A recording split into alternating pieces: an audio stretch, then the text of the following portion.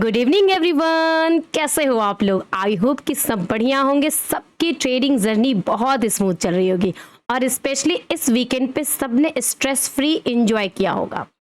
देखिए प्रॉब्लम कहाँ पे आती है, जब आप कैरी फॉरवर्ड करते हो और आपका ध्यान कहीं ना कहीं ना चाहते हुए आपके पोजीशन पे कभी कभी गिफ्ट निफ्टी पे, कभी डाउ फ्यूचर पे, कभी क्रिप्टो पे, तो कभी किसी न्यूज़ पे रहती है और हमेशा आप घूरते रहते हो किसी चीज़ को कि एग्जैक्टली मंडे को गैप अप ओपनिंग होगा कि गैप डाउन ओपनिंग होगा, क्योंकि सारे लोग वीकेंड पे यही सोचते हैं।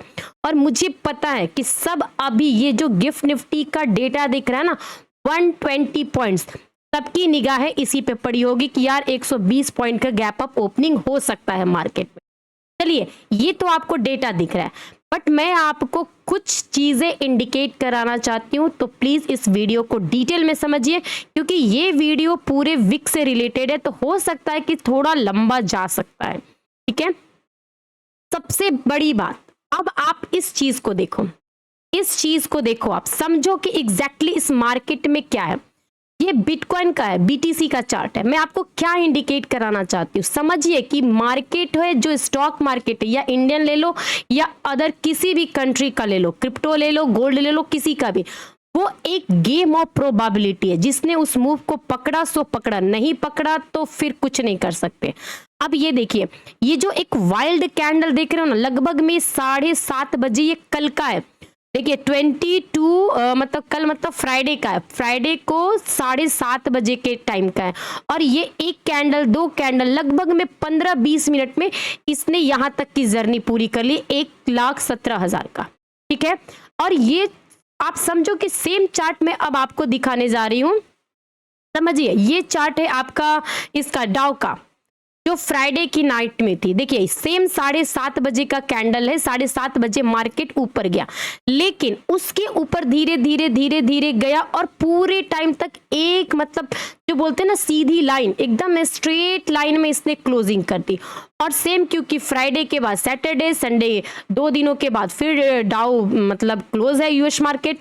अब इससे इंडिकेट, अब आप सोचो कि अगर सच में ग्लोबल मार्केट के लिए कुछ ऐसा तोड़फोड़ न्यूज रहता तो क्या क्रिप्टो को अभी तक से रॉकेट नहीं बनना चाहिए था? क्यों इस लेवल से धीरे धीरे धीरे धीरे धीरे धीरे नीचे आ गया? कल का भी दिन खत्म, देखो 22 के बाद 23 खत्म, आज 24 है। तो इसकी चीजें से आप क्या समझते हो? मैं बस आपको ये पूछना चाह रही हूँ कि ये सब डेटा से, चार्ट से क्या समझना चाहते हो? ये जो आपका एक स्पाइक आया ना, उस टाइम का एक स्टेटमेंट था पवेल सर का कि वो यूएस में इन्फ्लेशन को लेकर के स्ट्रेस नहीं है, जस्ट न्यूट्रल चल रहा, वो मार्केट के लिए सेंटीमेंट भी और एक बोलते हैं ना कि फोरकास्ट पॉजिटिव है। तो वही मार्केट ने उस चीज को पॉजिटिव लिया और उस स्टेटमेंट के दम पर यूएस मार्केट में फ्राइडे की नाइट में पूरे टाइम तक ऊपर जाकर के ऊपर के लेवल पे ये जो आप चार्ट देख रहे हो स्टक था। ठीक है, और सेम आज भी आप देखो कि ये जो स्पाइक आई क्रिप्टो में फ्राइडे की नाइट 7:30 बजे, फिर आधे घंटे तक रहा, फिर पूरे सैटरडे धीरे धीरे नीचे, फिर आज संडे धीरे धीरे नीचे, ऊपर कंसोलिडेट कर रहा है। अब इसी दम पे अब आप देखो ग्लोबल मार्केट, गिफ्ट निफ्टी, ये जो अपडेट देख रहे हो ये भी फ्राइडे की नाइट, मतलब कि सैटरडे को सुबह सुबह जो क्लोजिंग टाइम होता है वहां तक 120 रुपए का पॉजिटिव है। अब आप निकाई देख लो, ये भी आपका पॉजिटिव है, जस्ट मतलब ग्रीन में है। हैंगसेन ये भी पॉजिटिव है, डेक्स ये भी पॉजिटिव है, मतलब ओवरऑल जितने भी आपके ये बोलते हैं ना ग्लोबल मार्केट, सब फ्लैट टू पॉजिटिव है। बट प्रॉब्लम इसमें नहीं है, मैं अब आपको अपने मार्केट के पास ले जाती हूँ। ये हमारा इंडियन मार्केट का निफ्टी है। अब इस चार्ट को बताओ कि हमारे मार्केट में जो 15 अगस्त को एक स्टेटमेंट आई थी कि जीएसटी रिफॉर्म में दिवाली के टाइम में कुछ गिफ्ट मिलेगा, उसी भरोसे निफ्टी के मतलब उस स्टेटमेंट पे बेस बनाया, गैप अप ओपनिंग हुई, सपोर्ट लिया और पूरे वीक मतलब कि नेक्स्ट एक्सपायरी थर्सडे तक मार्केट ने उस लेवल को बहुत अच्छे से पॉजिटिव लिया। और अगले ही दिन फ्राइडे, ये आपको ऐसे नहीं, अब डेली टाइम फ्रेम पे जाओ, देखो मतलब कि 1 दिन, 2 दिन, 3 दिन और 4 दिन, 4 दिन मार्केट कछुए की चाल से धीरे धीरे गया। और उसके साथ साथ मैं भी 4 दिनों के लाइव क्लास में डेटा में मैं बताती भी रही कि एक्सपायरी तक डेटा इस चीज को पॉजिटिव लेगा। और ठीक एक्सपायरी के बाद फ्राइडे के दिन ब्लैक फ्राइडे हुआ और जितना वो बढ़ा था बिल्कुल उतना ही पे आकर के वो फिनिश हो गया। अब आप बताइए कि क्या मानते हो इस चीज को। मुझे नहीं पता कि कल मार्केट में गैप अप ओपनिंग होगा, फ्लैट होगा, न्यूट्रल होगा, क्योंकि आपको फ्राइडे को ग्लोबल मार्केट फ्लैट पॉजिटिव जाकर क्लोजिंग हुई है। गिफ्ट निफ्टी अभी दिखा रही है और ये जो दिखा रहा है वो सिर्फ जो फ्राइडे की नाइट है वहीं तक का डेटा है। सैटरडे संडे 2 दिनों में कुछ भी ऐसा तोड़फोड़ मार्केट में न्यूज नहीं फ्लो है जिसके दम पे मैं कह दूं कि हाँ अब मार्केट 25,000 को अटेम्प्ट कर लेगा। क्योंकि अगर इसको करना रहता तो अब तक से आपका ये जो बीटीसी का चार्ट है वो जरूर कुछ ना कुछ इंडिकेट करता, जो ऐसा दिख नहीं रहा है, मुझे ऐसा दिख नहीं रहा है। हाँ, अगर 120 रुपए पॉजिटिव है तो हमारा निफ्टी हो सकता है कि आपका हल्का सा पॉजिटिव जाए, हल्का सा पॉजिटिव इन द सेंस कि 960 940 के पास ओपन, ये हो सकता है, मैं ये एग्री कर रही हूँ। 940 960 तक की ओपनिंग हो सकती है, गैप अप ओपनिंग। तो क्या उस गैप अप ओपनिंग को चेस करके हम लोग ऊपर के साइड का पोजीशन बना सकते हैं? ये सबसे बड़ा क्वेश्चन मार्क है। यहां तक संडे खत्म, मंडे को ओपनिंग के बाद क्या करना है, यही तो सवाल है। अभी तक तो सिर्फ हम और आप बातें करेंगे, बट ट्रेड तो 9-15 के बाद ही एग्जीक्यूट होगा। तो 9-15 के बाद डेटा क्या बन सकता है, इसके बारे में क्या हम एनालिसिस करें? तो चलिए स्टार्ट करते हैं आज की एनालिसिस। और ये जो एनालिसिस है वो वीक के लिए होगी, तो थोड़ा सा आप छोटे बड़े पॉइंट्स को, हर एक चीज को कवर करिएगा, शॉर्टकट में नहीं, शॉर्टकट में नहीं, ओके। और जो लोग भी हमारे चैनल पर नए आए हैं वो हमारे फैमिली का मेंबर बन सकते हैं। ऑलरेडी हम 1000 का माइलस्टोन अचीव कर चुके हैं। Thank you so much everyone कि आप लोगों ने मुझ पे ट्रस्ट किया, ओके। और ये मेरा है टेलीग्राम ग्रुप का लिंक, आप किसी भी वीडियो के डिस्क्रिप्शन में देख लो, वहां से जाकर ज्वाइन कर सकते हो। मैं हर एक चीज आपके साथ डिस्कस करती हूँ। देखिए, मैंने आपको थर्सडे उसी दिन बोला था कि अब निफ्टी 25,000 पर टिकेगा या ब्लैक फ्राइडे होगा। और यहाँ पर देखिए, निफ्टी की एक्सपायरी नहीं होगी, थर्सडे को होगी। जीएसटी रिफॉर्म है या तमाचा मारा गया, क्योंकि उसी टाइम पे जीएसटी रिफॉर्म का डिटेल्स आया था और हमने डिटेल में, मैंने अपने वीडियो में भी समझाया और आपके साथ लिंक भी शेयर किया कि ताकि आप समझ सको, ताकि आप समझ सको। देखिए, मैंने ये सब चीजें शेयर की, जो भी मुझे लगा मैंने अपना रिव्यू रखा कि अब 40% का हाई रेट हो चुका है, ठीक है। इसीलिए मैंने बोला था कि ये कोई मजाक चल रहा है क्या, कि मुझे और आपको क्या मिलेगा, ये जस्ट एक क्वेश्चन है कि भाई मुझे तो कुछ समझ नहीं आ रहा है कि क्या जीएसटी रिफॉर्म है, क्या गिफ्ट है, ये गिफ्ट है कि क्या बोलते हैं बम पटका गया है, मैंने ऐसा बोला था, ठीक है। सेम उस चीज का आपने देख लिया हो कि फ्राइडे के दिन क्या हुआ। और देखिए, इस पे मैं हर एक छोटे स्टॉक से रिलेटेड, डेटा से रिलेटेड और लाइव क्लास में जो लोग मेरे साथ जुड़ नहीं सकते, मैं उनको हर टाइम अपडेट करती रहती हूँ कि देखिए ट्राई कर रहा है 9 EMA ऊपर जाने का, इतना गैप है, ओपनिंग का सपोर्ट है, समथिंग समथिंग जो उस टाइम के डेटा के हिसाब से बनता है। ऑल साइड देखना, अभी एक्टिव हो सकता है, ओके। तो अगर आप चाहो तो ज्वाइन कर लो, क्योंकि मैं थोड़ा सा सैटरडे बिजी थी, आज भी सुबह में थी, तो इसलिए थोड़ा लेट वीडियो आया और जो चीजें हैं मैंने क्लियर कट बोली है, ओके। स्टार्ट करते हैं। अब देखिए, 2 बातें याद रखिए कि मार्केट जिस एक सेंटीमेंट के भरोसे गैप अप ओपनिंग हुआ, यहां पे गैप अप ओपनिंग हुआ, और जब भी कभी सपोर्ट बनता है वहां पर बायर्स एक्टिव होते हैं, तो वो नेक्स्ट एक्सपायरी तक कोशिश करते अपने पोजीशन को कैरी करें। तो सेम वैसा ही हुआ और फ्राइडे को पूरा न्यूट्रल क्लोजिंग, तो मार्केट फिर से उसी लेवल पे आ गया है। और ये जो लेवल है ना, अब यहाँ पर 9 EMA और 20 EMA डेली टाइम फ्रेम पे बैठा है। तो समझ लीजिए कि ये जो लेवल है 850 का, 850 से 832, क्योंकि सिर्फ 20, 25, 30 पॉइंट के फर्क में 9 EMA और 20 EMA बैठा है। तो हम दोनों को मान के चलेंगे कि अगर इस लेवल के ऊपर टिका है जब तक से, इस लेवल के ऊपर, ठीक है, तब तक से आप साइडवेज मान सकते हो। मैं पॉजिटिव नहीं कह रही हूँ, साइडवेज की मैं बात कर रही हूँ, साइडवेज मान सकते हो। और जो ऊपर के एरिया में सेलिंग कर रहे हैं वो नीचे पे बुक कर लीजिए, या अगर आपको एक स्कैल्पिंग बेसिस पे करना है तो नीचे के लेवल पे सी लो और छोटा सा स्कैल्पिंग करके ऊपर में बुक कर लो। मैं इतना कह सकती हूँ। लेकिन ओवरऑल मैं 5 मिनट पे बताती हूँ आपको। ओवरऑल इसका जो बेस है, इसका जो सपोर्ट है, वो निफ्टी का बस यही एकमात्र है। ये दो लाइन दिख रही है ना, यही। अगर इसके नीचे फिसलेगा तो 30 पे फिर आपका 20 EMA है, 9 EMA है, 20 EMA है।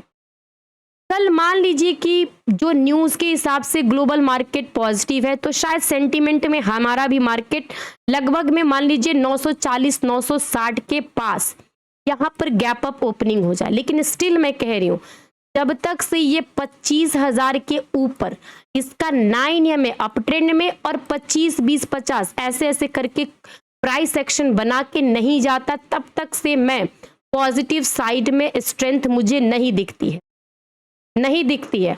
अगर ये खुलेगा तो सेल ऑन राइज होगा, ना कि आपका बाइंग अपॉर्चुनिटी होगी। क्यों मैं ऐसा कह रही हूं? अब देखिए, ये 25,000 का है और इसकी एक्सपायरी अभी 28 अगस्त को है। 25 26 27 28 लगभग में 4 दिन है, और अभी ही इस लेवल पे 1,73,00,000 की ओआई है। 1,73,00,000। और देखिए 24,900 के लेवल पे 75 लाख का ओआई बिल्डअप हो चुका है, हो चुका है। और उसके अगेंस्ट में मुझे कहीं भी 73 नहीं दिख रहा है, सिर्फ 25,000 के लेवल पे, जो अभी भी उससे बहुत दूर है। अभी मुझे इधर कहीं भी ओआई ज्यादा हाई क्वांटिटी में बिल्डअप नहीं दिख रहा है कि मैं बोल सकूं कि हाँ इस लेवल पे सपोर्ट है, अब यहाँ पर बाउंस बैक आएगा। मुझे ऐसा कहीं डेटा नहीं दिख रहा है। इसीलिए मैं कह रही हूँ कि अगर गैप अप ओपनिंग होती है 940 960, इससे ज्यादा तो नहीं होना चाहिए एज पर माई कैलकुलेशन। अगर मान लीजिए 920 तक भी होती है तो मुझे ज्यादा से ज्यादा उस रैली में यहां तक जाएगा, यहां तक जाएगा, उससे ज्यादा ऊपर नहीं लगता। अगर इसकी स्ट्रेंथ थोड़ी सी भी बिगड़ती है तो ये बहुत इजी वे में, बहुत इजी वे में 9 EMA 20 EMA को ब्रेक करके ये यहां तक भी जा सकता है, 780 तक। मैं ऐसा क्यों बोल रही हूं? देखिए आप समझिए कि एक टाइम ऐसा था कि जब रिलायंस, ध्यान दीजिएगा, देखिए ये रिलायंस का चार्ट है, 9 EMA से इसने यहाँ पे क्रॉस डाउन किया, बहुत ब्यूटीफुल तरीके से नीचे गया, नीचे गया और यहाँ पे कोशिश कर रहा है। लेकिन कोशिश में अभी भी 9 और 20 EMA एक दूसरे को क्रॉस ओवर ऐसे नहीं किया है। अगर करेगा तो मैं समझूंगी कि हाँ इसका ट्रेंड चेंज हो रहा है। अभी भी इसने क्रॉस ओवर नहीं किया, जो एक पुलबैक बनता था वो आ चुका है यहां तक। क्या फ्रेश बाइंग यहां पे की जा सकती है? मेरे हिसाब से रिलायंस को अभी फ्रेश बाइंग नहीं करना, क्योंकि अगर जब तक से इस लेवल के ऊपर नहीं टिक, इंट्राडे में आप डीप में लो, ऊपर में निकाल दो, बट पोजिशनली अभी नहीं, क्योंकि इसकी भी एक्सपायरी है। और ये ऊपर से नीचे आया, थोड़ा सा रिटेस्ट कर लिया है, अब ये नीचे भी गिर सकता है। अगर ये नीचे गिरेगा तो आप भूल जाइए कि इस एक्सपायरी तक 25,000 के लेवल को रीगेन कर सकता है निफ्टी। क्योंकि अब देखिए रिलायंस का मैंने आपके साथ डिस्कस कर दिया। अब देखिए टीसीएस, टीसीएस पे ध्यान दीजिए। देखिए आईटी सेक्टर ये गिरते गया, गिरते गया, गिरते गया और बहुत अच्छे से यहाँ पे कंसोलिडेट किया, ऊपर एक बार का इसने दिखा दिया, इसने दिखा दिया, ठीक है। अब इसने दिखा दिया, जो एक रिट्रेसमेंट बनता था वो बन चुका। एक बार, दो बार इसने रेड कैंडल बना के 9 EMA 20 EMA दोनों के नीचे है। जब तक से अब ये ऊपर नहीं जाएगा, जो कि मुझे अभी मुश्किल लग रहा है, क्योंकि ऊपर देखिए जब यहाँ पे था ना तो मैंने बोला था कि आईटी में एक बाउंस बनता है, लेकिन ये बाउंस बन चुका है। अब इस लेवल पे दोबारा बाउंस बनना मतलब कुछ ऐसा तोड़फोड़ मार्केट में न्यूज आना चाहिए। इंडियन मार्केट की बात करूं मैं, जैसे अभी आया ना जीएसटी रिफॉर्म को लेकर के, दिवाली में गिफ्ट देंगे ऐसा वैसा कुछ भी, या फाइनेंस मिनिस्टर कुछ बोले या कुछ भी ऐसा XYZ है, तब जाकर के मार्केट में स्ट्रेंथ रीगेन होगी। अदरवाइज साइडवेज है अभी। अगर 9 EMA के नीचे गिरा तो निगेटिव हो जाएगा। मैं दोनों क्लियर कह रही हूँ, क्योंकि ये जो ग्लोबल मार्केट का न्यूज है उसने यूएस मार्केट के इन्फ्लेशन का फोरकास्ट किया था, इंडियन मार्केट का नहीं। इंडियन मार्केट का अगर हमारे यहाँ पर किया जाएगा तब जाकर के इंडियन मार्केट के लिए स्ट्रेंथ बनेगी, अदरवाइज अभी न्यूट्रल है। 9 EMA के नीचे निगेटिव हो जाएगा। जब तक से 25,000 के जाना है तो आपको रिलायंस, आईटी या कुछ तोड़फोड़ न्यूज आना चाहिए, जो तीनों चीज मिसिंग है मुझे। ओके, ध्यान दीजिएगा।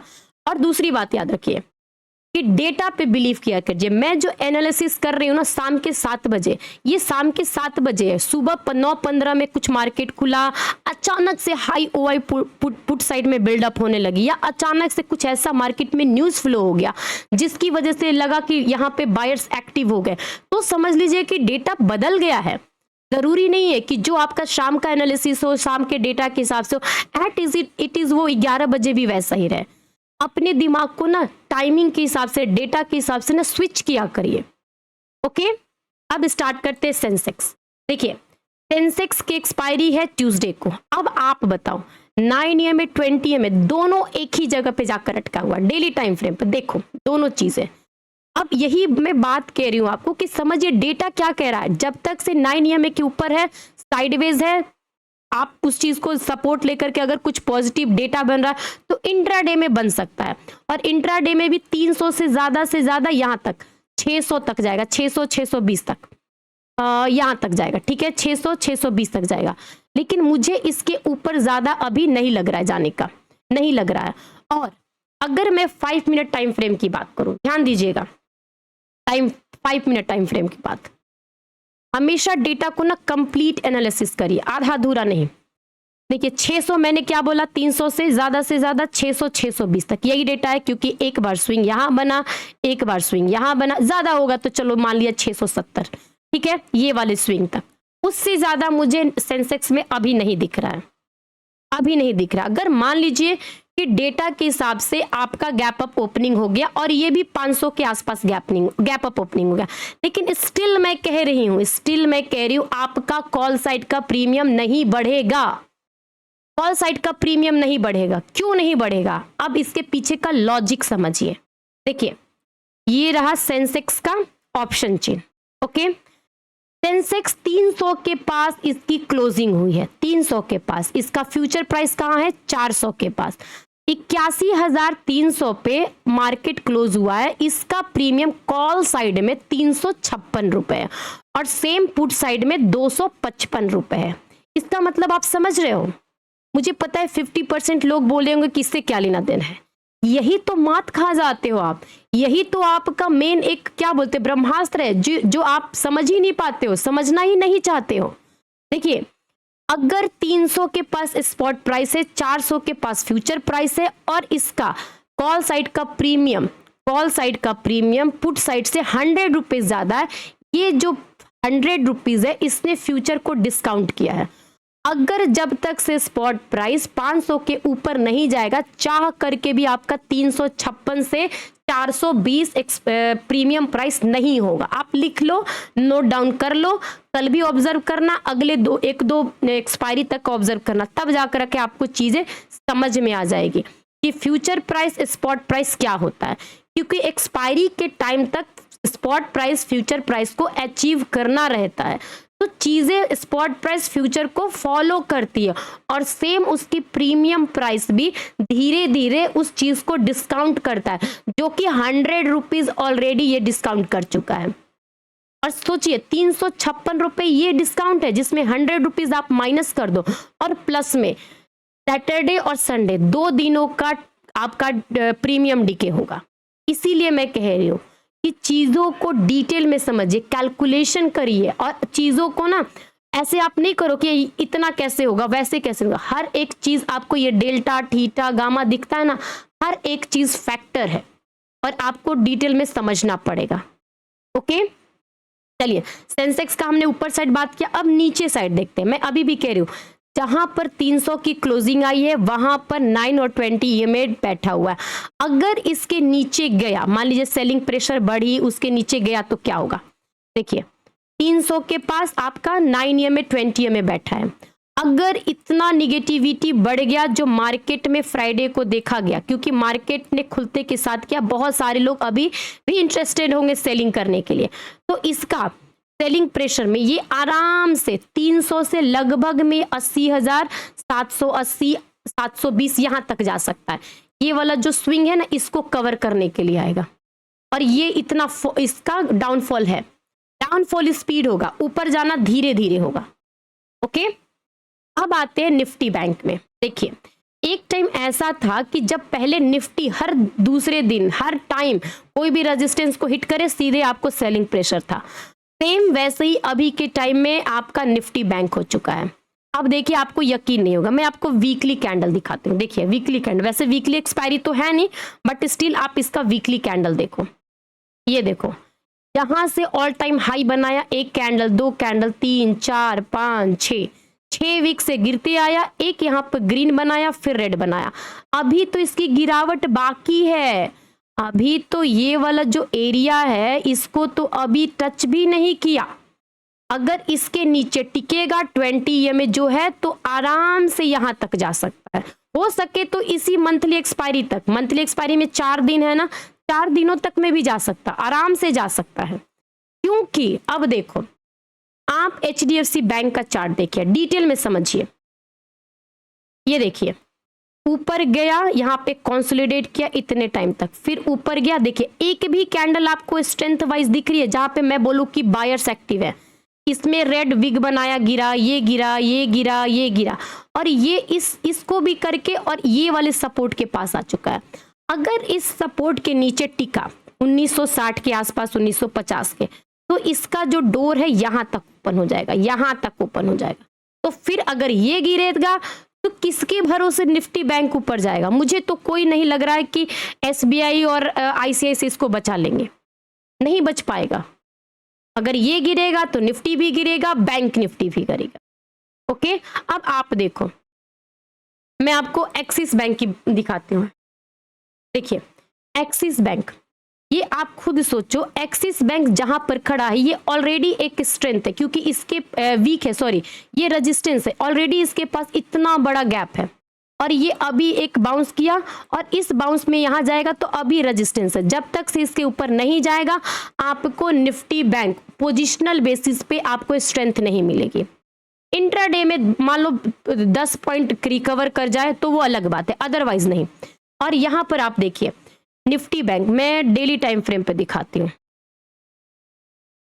देखिए डेली टाइम फ्रेम पे आप देखो, ये बस एक बचा हुआ, एकमात्र यही एक सहारा है, और ज्यादा गैप नहीं है, सिर्फ यहां से 200-250 पॉइंट्स का ही गैप है। यहां पर ये आराम से गिर सकता है। अगर इसके नीचे गिरेगा तो पूरी तरीके से निफ्टी बैंक निगेटिव हो जाएगा। इसीलिए कह रही हूं अगर नीचे गिरेगा तो स्पीड रहेगी उसको गिरने में, और आपका पुट साइड का भी प्रीमियम स्पाइक करेगा। लेकिन अगर ये ऊपर के साइड गया, मान लीजिए कभी इंट्राडे में गया भी, क्योंकि जाहिर सी बात है कि कहीं ना कहीं जाकर के बायर हो या सेलर हो, कोई कहीं तो प्रॉफिट बुक करेगा, तो उसके हिसाब से आप सोच लीजिए कि अगर इसको ऊपर जाना है तो एक बार के लिए ये रेजिस्टेंस हिट करेगा, फिर धीरे धीरे ही सही यहां तक जाएगा, तब जाएगा तो कुछ कह सकते हैं। अगर यहाँ पे भी जाएगा तो वहां पे ध्यान देना कि OI डेटा और आपका कौन सपोर्ट कर रहा है, HDFC bank, ICICI, axis bank, तीनों बैंक्स पे ध्यान रखेंगे, नजर बना के रखें। ओके, और मंडे के दिन कोशिश करेंगे गैप अप ओपनिंग हो या फ्लैट ओपनिंग हो, या मान लीजिए कि किसी भी लेवल पे ओपनिंग हो, खुलते के साथ 2 बातें याद रखें, 2 दिनों के वीकेंड के बाद खुलेगा तो कम से कम 15 मिनट 20 मिनट मार्केट अपने प्रीमियम को, अपने डेटा को जो कैरी फॉरवर्ड किए हुए हैं बायर सेलर सब अपने अपने पोजीशन को एडजस्ट करेंगे। फिर उसके बाद एक नया डेटा बनेगा और उस डेटा के हिसाब से पूरा दिन ट्रेड होगा। खुलते के साथ 20-25 मिनट ट्रेड ना करो तो बढ़िया है। ओके, क्योंकि मार्केट के लिए कोई ऐसा तोड़फोड़ नहीं है इंडियन मार्केट के लिए न्यूज बेसिस पे कि जिसकी वजह से हम उस चीज को जस्टिफाई करें और डाइजेस्ट करें। और अभी का डेटा जो भी है वो एक वीकेंड का है, मंडे मार्केट कुछ भी हो सकता है। आई होप कि आपको एनालिसिस से कुछ भी आइडिया लगे तो वीडियो को लाइक करिए। Keep learning, keep growing and keep earning. Have a good day, enjoy your day.